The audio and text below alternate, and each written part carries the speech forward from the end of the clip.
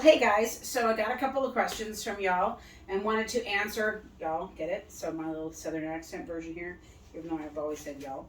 I just wanted to go over a couple of things for your workout for the week. So whenever I have a word like overhead press, but you're using a double set, you're always using a pair, then the intent is that you're doing an overhead press with both arms. Now, if you're not available to do an overhead press with both arms, you do a central overhead press.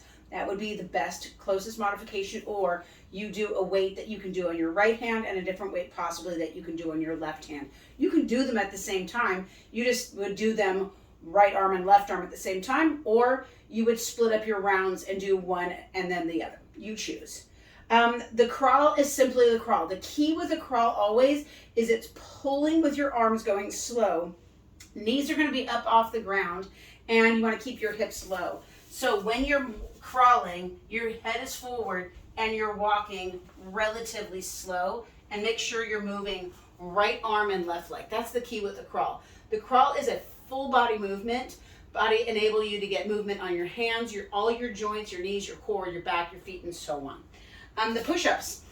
Highly encourage you to do full body push-ups. You've got 10 down to 5. And so you'll do decelerating sets. If you need to do them on your knees for the 10 or the 9, then do that. And then move to a lower rep on full body, or go over to one of the benches, or go to the step, or go to the fence if you need to for push-ups. Then we've got the suitcase squats. Well, think of the words again. So if you're picking up suitcase and it's a double suitcase squat, think of picking up a suitcase with those kettlebells, dumbbells, or whatever, and standing back up again. So the words oftentimes will indicate what the movement looks like. Goblet squat looks like you're holding a goblet. Racked squat is you're holding something in the racked position. Overhead squat is your arms would be overhead. So think of those things as a kind of a visual picture piece of information. And of course, the last one is horizontal jacks. Now the key with horizontal jacks is to not bounce and not go too big. You want to just nice and tight movement so your body stays well connected. Now, in between, when you have that run to do, remember you have 3 options. You can go from the gutter line to the yellow. And that way you would do it 3 times and do it as quickly as you want. Run, hop, skip, jump, whatever. You can go from the gutter line to the far end and back, and you do that twice. Again, go as fast as you want to go, as fast as you can go, and then, or you do the entire lap of the parking lot. So all the way from your side by the tree, all the way through the cars and back. That's the running options there. That'll give you some variation, and that'll give you some kind of change it up kind of stuff. So every time you come to that, you could choose a different variation of the run per se. Okay, so that's the main part of the workout. Now, the kind of the restore part of the workout, or the reset, is all those stretches. And so again, all these things they're complicated, but you've done them all. So when we come to those stretches, you've got that windshield wiper. Just give you some indications. So sit back on your back, feet about the width of your mat. That gives you a position. Then you're just going to drop your knees right and left.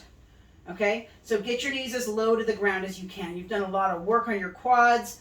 You've done a lot of work on your upper body, so you want to release the rib cage. Then the next move after that is just simply knees come into your chest and take your knees side to side.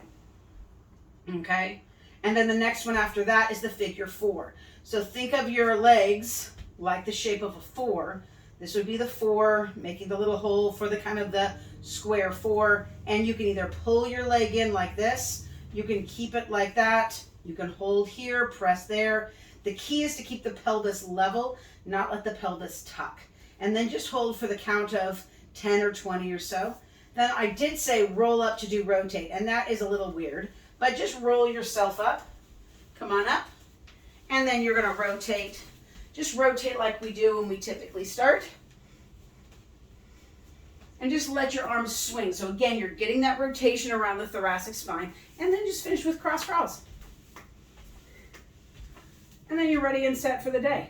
So remember, most of the movements have to do with the words that you use, and you can think about them that way. Also, to be clear, when I say you're going to be using a pair, that's almost always you're going to be using both at the same time. If I have SA, which is single arm, or SL, which is single leg, that's going to be one leg at a time. Also, so that would mean I would divide it. So a 5 \5 is always 5 on your right side, 5 on your left side. If it just says 5, that's a 2-legged movement, or a 2-arm movement, or a 2-arm press, or 2-arm push-up, or whatever. So remember, when I split the number, that just means you're doing 5 on one side and 5 on the other. The weight you use is up to you.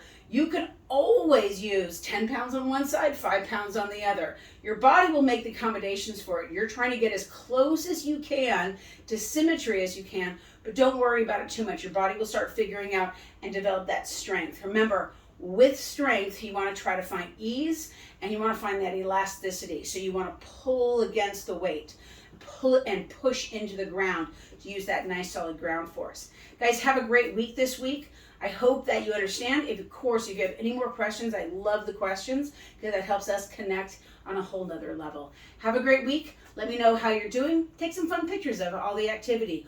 Also, remember, this workout is kind of a get it done workout. So when you're done, you could completely get it done and get out of there. Now, that doesn't mean cheapen or shorten your rest periods. Give yourself the opportunity to rest.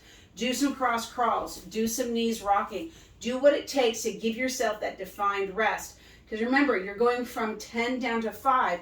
That doesn't mean it necessarily is easier, because now you're dealing with you're doing more intensely as you're developing an intensity throughout the movements as you get further and further into them. So anyway, give me a call again, text me, let me know how you're doing. I'd love to see how you guys are doing, how you guys are interacting, how you guys are supporting each other.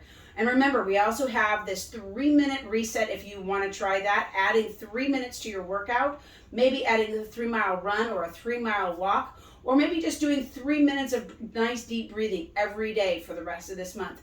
Develop some habits. A time, a when, a where, a how, and a why can really help you figure out how to implement habits that maybe you've had in the past and lost, or maybe you want to develop. And next month we're starting that Add 30, the Big 30 challenge, where you're going to add 3 more workouts to your week up to try to get in 30 extra workouts by December 30th, my birthday.